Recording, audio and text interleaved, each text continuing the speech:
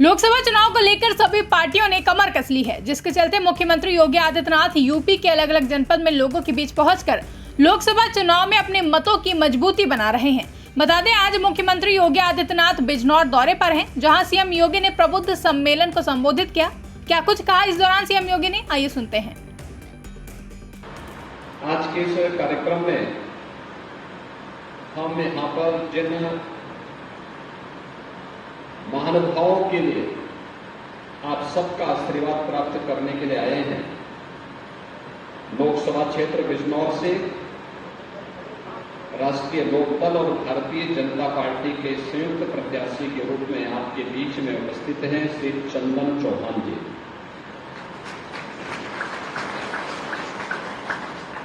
इस बार उनके माथे पे चंदन जरूर लगना चाहिए।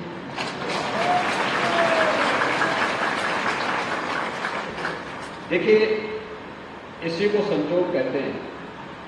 उनके पिताजी भी भारतीय जनता पार्टी और राष्ट्रीय लोकदल के ही गठबंधन से चुनाव जीत करके यहां से गए और मैं विश्वास के साथ कह सकता हूं, जैसे ही चंदन चौहान का नाम घोषित हुआ तो मैंने कहा, देखो ये सीट हमारी 100% श्योर हो गई। और ऐसे ही लोकदल के सहयोग से भारतीय जनता पार्टी नगीना लोकसभा सीट जीती की। वहां से नेटवर्क से हमारे विधायक हैं शिवम कुमार जी, लोकप्रिय विधायक हैं, जनता के बीच में रहे रहते हैं, लगातार जनहित से जुड़े हुए मुद्दों पर काम करते हैं। आज पार्टी ने उन्हें नगीना लोकसभा सीट से अपना प्रत्याशी बनाया है। आपका आशीर्वाद उन्हें प्राप्त हो, इस दृष्टि प्रबुद्ध जनों के बीच में हम दोनों प्रत्याशियों का परिचय कराने के लिए मुझे स्वयं आना पड़ा।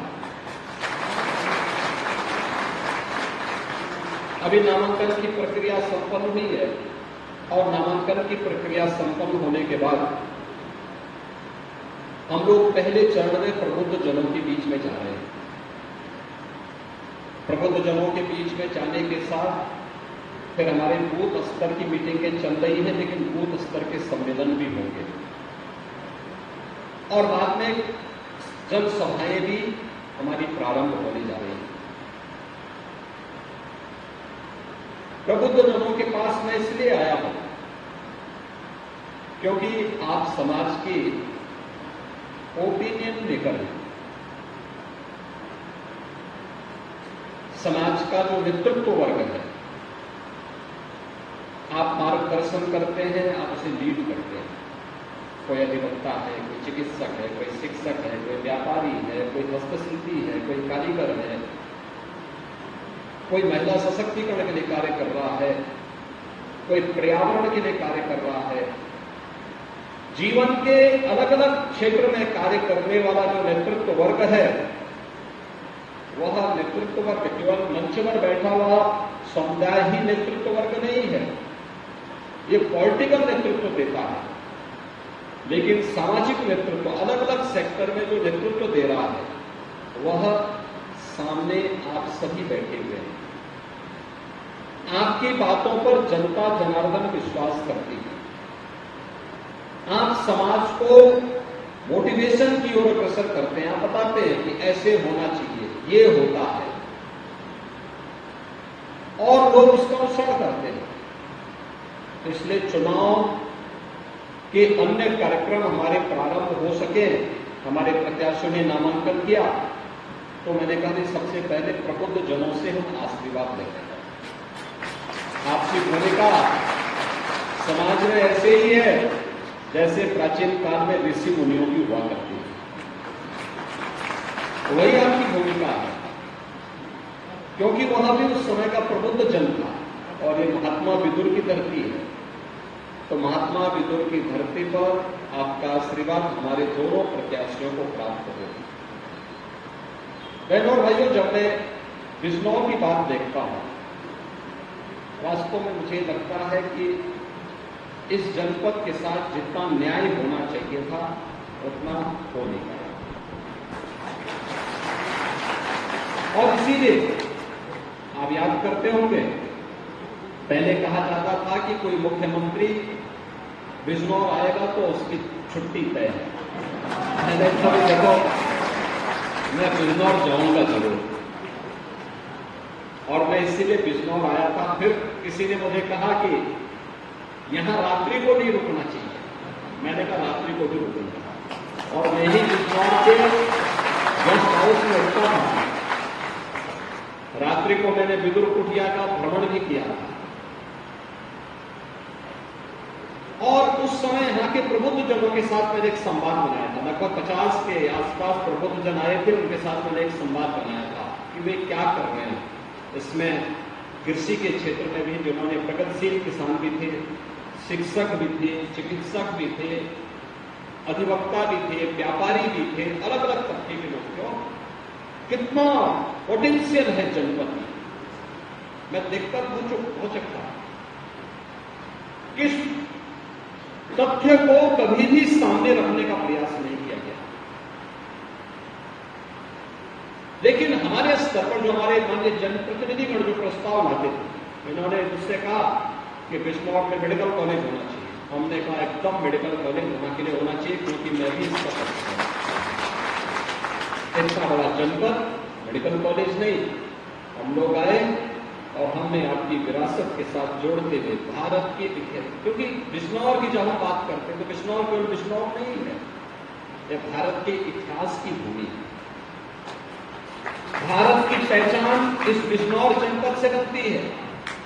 महात्मा विदुर उसके अग्रिम पंक्ति के उन ऋषि मुनियों की परंपरा में आते हैं, जिन्होंने उस कालखंड में भी सच बोलने की, सत्य बोलने की हिम्मत दिखाई थी, और उसके लिए उनको उपेक्षा झेलना पड़ा, लेकिन वे अपने मार्ग से विचलित नहीं थे।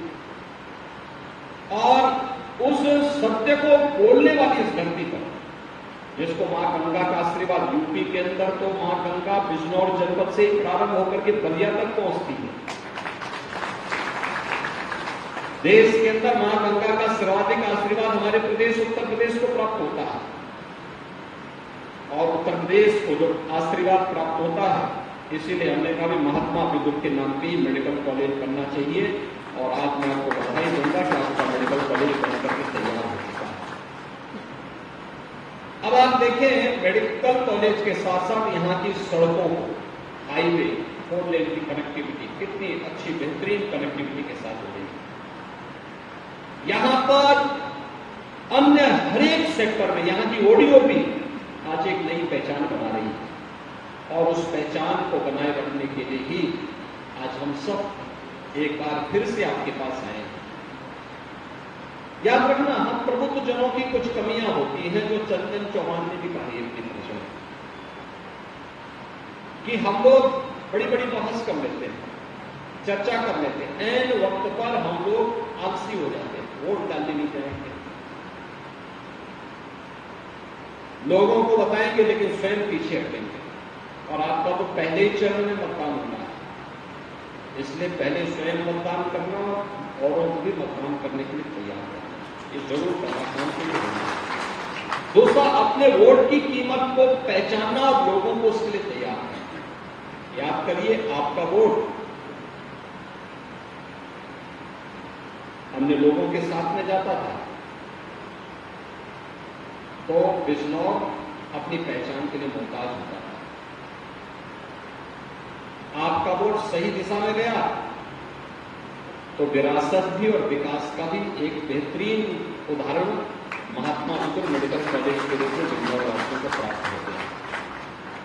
यानी हरेक स्तर पर कैसे परिवर्तन देखने को मिला है, यह आज हम सब यहां पर देख सकते हैं। यानी एक वोट की कीमत क्या होती है? गलत हाथों में वो वोट जाता है तो अराजकता फैलती है, और सही दिशा में जाता है, सही पार्टी को जाता है तो वह देश को एक नई ऊंचाई की ओर लेकर के आपकी आस्था का सम्मान कर सकता है। आप मुझे बताइए कि अगर मोदी जी के नेतृत्व में सरकार नहीं होती और केंद्र और राज्य में सरकार नहीं होती, तो क्या अयोध्या में रामलला का भव्य मंदिर का निर्माण हो पाया होता? क्या मुझे बताओ, मोदी जी प्रधानमंत्री हैं तो देखो उत्तर प्रदेश का गौरव भी किस रूप में बढ़ता। अभी चौधरी साहब को भारत रत्न के सम्मान से सम्मानित किया गया। चौधरी साहब को यह सम्मान बहुत पहले मिल जाना चाहिए था, बहुत पहले मिल जाना चाहिए था। भारत की नब्ज को अगर भारत के किसी राजनेता ने उस कालखंड में सही तरीके से पहचाना था तो वह नाम था चौधरी चरण सिंह जी का, जिन्होंने कहा था कि भारत की प्रगति का मार्ग देश के खेतों और खलिहानों से होकर के जाता है। अन्नदाता किसान, जिस देश में 70 से लेकर 75% आबादी खेती बाड़ी पर निर्भर करती हो, वो किसान सरकार के एजेंडे का हिस्सा नहीं था। और पहली बार हुआ कि प्रधानमंत्री मोदी जी ने चौधरी साहब के सपने को साकार करने के लिए अपने एजेंडे का हिस्सा, शासन के एजेंडे का हिस्सा अन्नदाता किसानों को बनाया। और जब उसके परिणाम आने प्रारंभ हुए तो भारत रत्न का सम्मान चौधरी साहब को भी देकर के चौधरी साहब के माध्यम से न केवल पश्चिमी उत्तर प्रदेश बल्कि पूरा उत्तर प्रदेश गौरवान्वित है, क्योंकि चौधरी साहब का संबंध उत्तर प्रदेश से था और उत्तर प्रदेश के मुख्यमंत्री के रूप में भी उन्होंने देश को अपनी अमूल्य सेवाएं दी। इसलिए मैं आज के इस अवसर पर आप सबको इस बात की भी बधाई देता हूं, प्रधानमंत्री मोदी जी के प्रति आभार व्यक्त करता हूं कि चौधरी साहब को उन्होंने भारत रत्न का सम्मान देकर के न केवल पश्चिमी उत्तर प्रदेश को, किसानों को, बल्कि पूरे उत्तर प्रदेश के गौरव को बढ़ाने का काम किया है। इसके लिए हम सब उनके प्रति आभारी हैं। मैं तो कह रहा था कि एक वोट प्रदेश को और देश को अराजकता की ओर भी ले जाता है जब गलत हाथों में जाता है, लेकिन जब सही पार्टी को जाता है तो वही वोट देश की तकदीर और तस्वीर को बदल कर देता है। क्या हालत थी 2014 के पहले देश की? कहां जा रहा था ये देश? अविश्वास था। देश की सीमाएं सुरक्षित थी। दुनिया के अंदर भारत की छवि बहुत खराब थी। भारत के पासपोर्ट की कोई कीमत नहीं रह गई थी। विकास के कार्य ठप से पड़ गए थे। कॉमनवेल्थ गेम्स दिल्ली में हुआ था और गेम्स संपन्न हो गए, तब तक कार्य पूरे नहीं हो पाए थे। व्यापक भ्रष्टाचार फैला था और उस समय किस किस प्रकार की जांचें बैठी थी, कौन नहीं जानता इन बातों को। लेकिन गलत हाथों में जनता ने नेतृत्व दिया था तो उस समय दुर्गति हो गई। 2014 का भारत वैश्विक मंच पर भारत का सम्मान बढ़ा है। देश की सीमाएं सुरक्षित नहीं है। क्या आज भी क्या कोई भारत की सीमा में घुसपैठ करने का दुस्साहस कर पाएगा? क्या नहीं कर सकता। कश्मीर में धारा 370 समाप्त हो गई। हम बचपन से नारा लगाते थे, भाजपा के लोग और जनसंघ के लोग नारा लगाते थे, एक देश में दो प्रधान, दो विधान, दो निशान नहीं चलेंगे। हम नारा देते थे, जहां बलिदान हुए मुखर्जी वो कश्मीर हमारा है। डॉक्टर श्यामा प्रसाद मुखर्जी ने कश्मीर के लिए अपने आप को बलिदान किया और पहली बार 1952 के बाद पहली बार कश्मीर में, क्योंकि कश्मीर में धारा 370 देश के अंदर उग्रवाद और आतंकवाद का कारण भी थी और हमारे सुरक्षा बलों के जवानों को पत्थरबाजी के माध्यम से उन्हें चोटिल करने का काम भी करती थी। एक झटके में मोदी जी के नेतृत्व में केंद्र की सरकार ने धारा 370 को समाप्त किया, पत्थरबाजी भी समाप्त हो गई, आतंकवाद भी हमेशा के लिए समाप्त हो गया। कश्मीर से धारा 370 हटने का मतलब एक देश में एक विधान होगा, एक प्रधान होगा, एक निशान होगा। एक प्रधान एक निशान का भाव जिस प्रभावी ढंग से देश के अंदर लागू हुआ है, आज एक हम सबके सामने है। आराम से बैठ जाइए, कोई बात नहीं। अरे अच्छा है आप चुनाव नहीं लड़ रहे हैं, कुर्सी चुनाव लड़ते समय कुर्सी पूरी होती तो लोग बड़ी बात करते हैं। लेकिन धारा 370 समाप्त हो गई, अयोध्या में आस्था का सम्मान हो गया। गलत हाथों में वोट जाता है तो कर्फ्यू लगता है, और सही हाथों में जाता है तो कावड़ यात्रा भी निकलती है।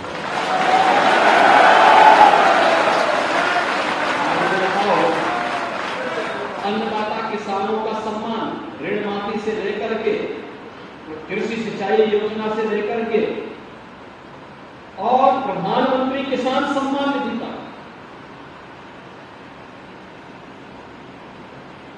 गन्ना मूल्य का भुगतान हो या फिर धान और गेहूं का क्रय, पहले बिचौलिए लेते थे, किसान देखता रह जाता था। आज एमएसपी से ज्यादा दाम अन्नदाता किसान को मार्केट में प्राप्त हो रहा है, और हम भी इस बात से कहते हैं जहां किसान को लाभ हो, किसान को अपनी फसल कर लीजिए। यानी सही दिशा में सरकार चलती है। एक वोट देश के विकास का उत्तर भी कर सकती है, आतंकवाद और अलगाववाद को बढ़ाती भी है, और वो वोट सही हाथों में जाता है, देश की तस्वीर और तकदीर को भी बदल करके रख देता है। और इसी के लिए आप अपील करने के लिए आपने कमोबेश दोनों सभी लोगों को देखा है। समाजवादी पार्टी को भी, बहुजन समाजवादी पार्टी को भी प्रदेश के अंदर शासन करते हुए देखा है, और कांग्रेस ने तो लंबे समय तक देश के अंदर शासन किया। आपने सबके कार्यकाल को देखा है, इसलिए कोई ये नहीं कह सकता कि साहब हमें मौका दीजिए। आज तो आपके पास एक अवसर है कहने के लिए कि भाई सबको अवसर मिला, और सबसे अच्छा कार्यकाल मोदी जी का। मोदी की गारंटी आज देश के अंदर छा रही है। मोदी की गारंटी का मतलब 12 करोड़ अन्नदाता किसान को, 12 करोड़ अन्नदाता किसान को प्रधानमंत्री किसान सम्मान निधि का लाभ, 4 करोड़ गरीबों को सिर ढकने के लिए प्रधानमंत्री आवास योजना की सौगात। ब्यूरो रिपोर्ट, इंडिया पब्लिक खबर। फिलहाल के लिए इस खबरों में बस इतना ही। देश और दुनिया की ऐसी ही तमाम बड़ी खबरों के लिए हमारे YouTube चैनल को सब्सक्राइब करें और बने रहें इंडिया पब्लिक खबर के साथ।